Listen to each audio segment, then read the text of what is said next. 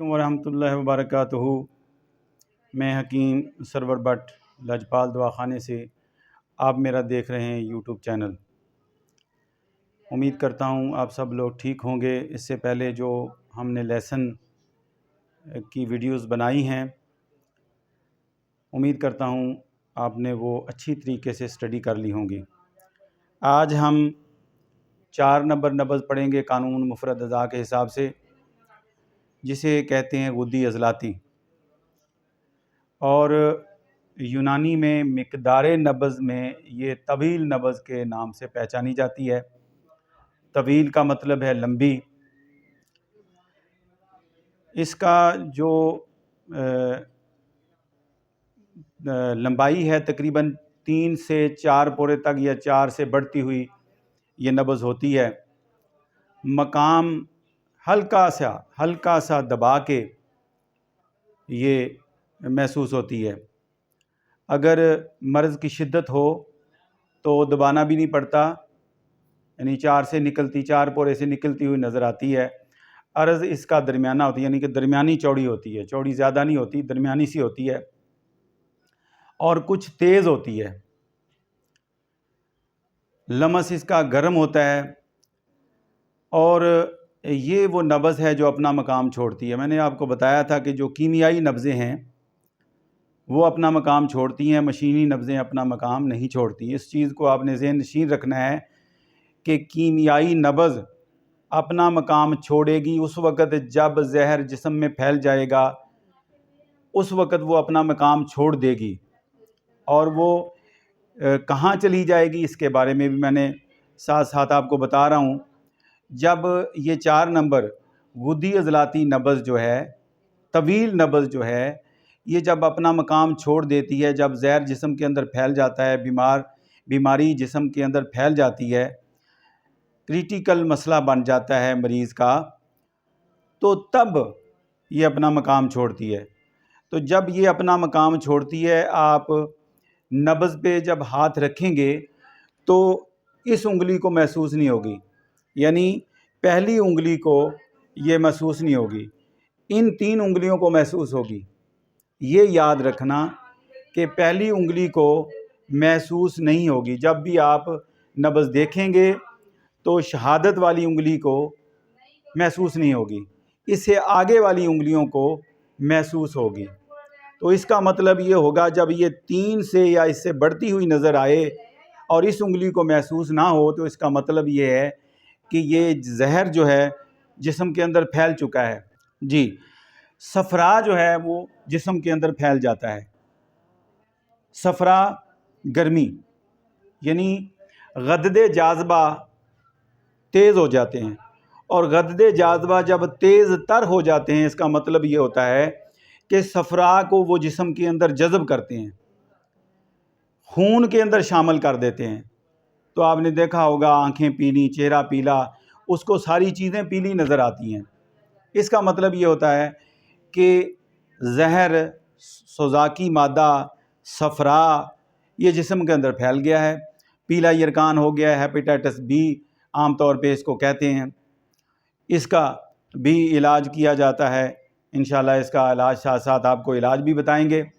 और इस मर्ज़ में, इस नब्ज़ में जो मसले मसाइल आपको पेश आते हैं, मरीज़ को पेश आते हैं, तबीब के पास मरीज़ ज़ाहिर है इसीलिए आता है।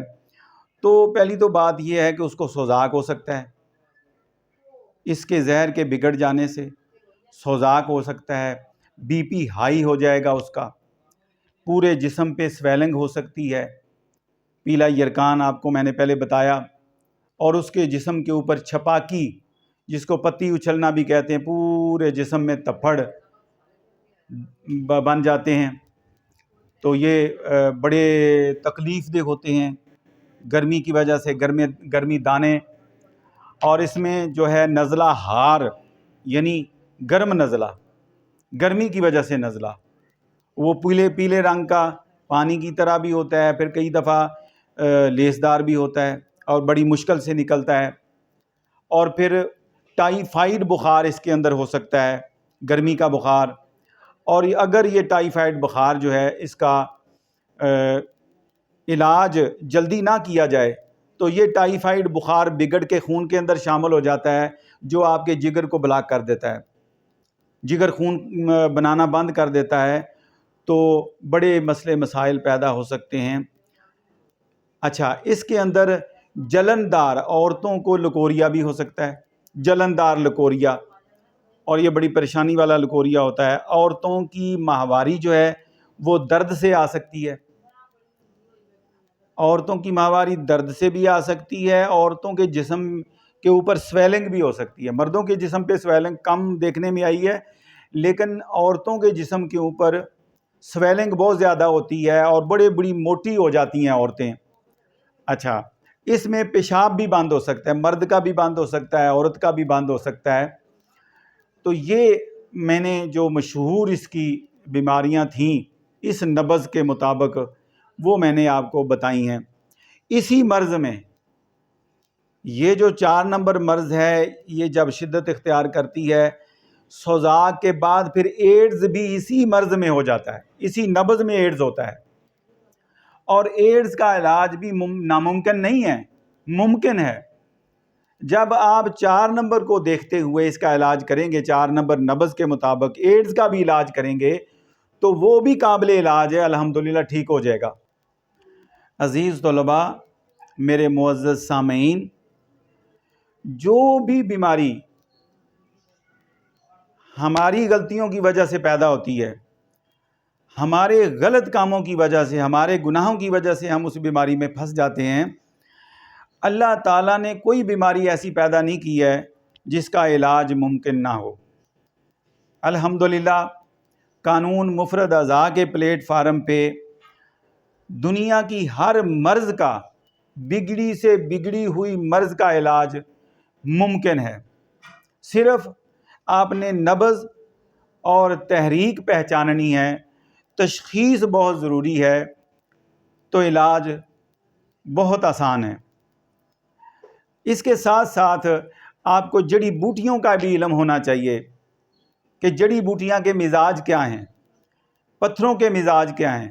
اگر ایک طبیب جڑی بوٹیوں کے علم کو جانتا ہے اور پتھروں کے مزاج کو جانتا ہے، ان کے مزاج کو جانتا ہے، تو بیماری جب بھی کوئی آپ نبض دیکھیں گے، تحریک پہچانیں گے، تو نسخہ ہاتھ جوڑ کے آپ کے سامنے کھڑا ہو جائے گا کہ جی مجھے استعمال کرائیں۔